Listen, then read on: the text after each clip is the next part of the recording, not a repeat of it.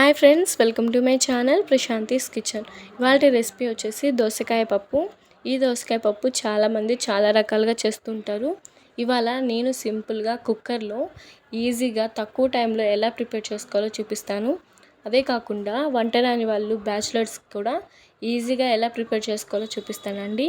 So late చేయకుండా ఎలా prepare చేసుకోవాలో చూసేద్దాం పదండి. ముందుగా అయితే ఒక కుక్కర్ తీసుకొని దాంట్లోకి 1 కప్ వరకు కందిపప్పును తీసుకోవాలి. సో ఇక్కడ ఈ కప్తోనే నేను అన్ని కొలతలను తీసుకుంటున్నానండి. సో కందిపప్పుని శుభ్రంగా కడిగేసుకొని దాంట్లోకి ఒక పెద్ద సైజు ఆనియన్ని, ఒక 4 నుంచి 5 పచ్చిమిర్చిని మధ్యలోకి ఒలుచుకొని యాడ్ చేసుకోవాలి, కట్ చేసుకొని. సో అలానే ఆ కప్తోనే 1 కప్ వరకు టమోటాస్, అలానే 2 కప్పుల వరకు దోసకాయ ముక్కలను యాడ్ చేసుకోవాలి. సో దోసకాయ వచ్చేసి ఇలా ముక్కలు కట్ చేసుకోవాలండి. దోసకాయలో విత్తనాలు ఉంటాయి కదా, అవి చాలా టేస్ట్ ఉంటాయి ఈ పప్పులో. కొంతమంది అవి నచ్చదు కాబట్టి అవి తీసేసుకోవచ్చు, ఇష్టపడే వాళ్ళు ఉంచుకోవచ్చు అండి. సో అవి యాడ్ చేసుకొని ముక్కలను కూడా దాంట్లోకి 1 స్పూన్ వరకు సంబారి వేసి, అలానే మీ రుచికి తగినంత కారాన్ని యాడ్ చేసుకోండి.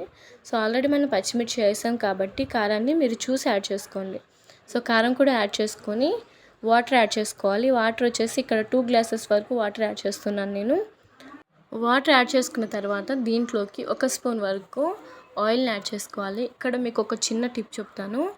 పప్పు ఎప్పుడైనా పప్పు లాంటివి చేసుకున్నాక తొందరగా ఉడకాలంటే ఆయిల్ యాడ్ చేస్తే మనకి పప్పు అనేది తొందరగా ఉడుకుతుందండి.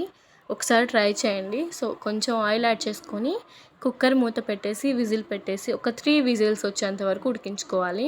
ఒక 3 విజిల్స్ వచ్చేంత వరకు ఉడికించుకొని ఆవిరి తగ్గాక మనం కుక్కర్ అనేది ఓపెన్ చేయాలండి. అలా ఓపెన్ చేసేస్తే ప్రాబ్లం అవుతుంది. ఆవిరి తగ్గాక మూత తీసి ఒక 2 మినిట్స్ పాటు పక్కన పెట్టేసుకొని ఇప్పుడు దాంట్లోకి ఒక నార్మల్ సైజ్ నిమ్మకాయ సైజ్ అంత చింతపండు గుజ్జుని యాడ్ చేసుకోవాలండి. పులుపు మీరు కొంచెం ఎక్కువగా తింటారంటే ఎక్కువ యాడ్ చేసుకోవచ్చు, తక్కువగా నార్మల్గా తింటారంటే ఈ పులుపు అనేది సరిపోతుంది. సో ఇలా పులుపుని యాడ్ చేసుకొని దాంట్లోకి రుచికి తగినంత ఉప్పుని వేసి పప్పు గుత్తితో పప్పు అనేది మెత్తగా మెదుపుకోవాలండి.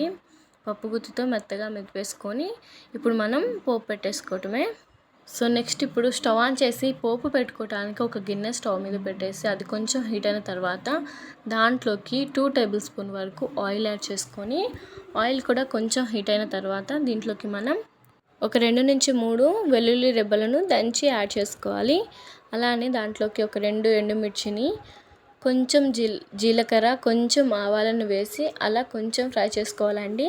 అది కొంచెం ఫ్రై అయిన తర్వాత ఇప్పుడు దీంట్లోకి మనం ఒక మీడియం సైజ్ ఆనియన్ని ఈ విధంగా కట్ చేసి యాడ్ చేసుకోవాలండి.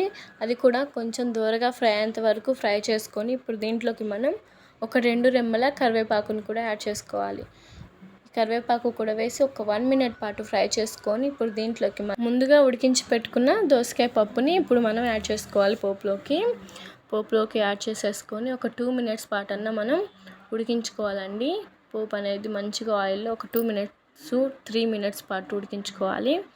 సో ఇలా పప్పుని బాగా ఒక పొంగు వచ్చేంత వరకు ఉడికించుకోవాలి.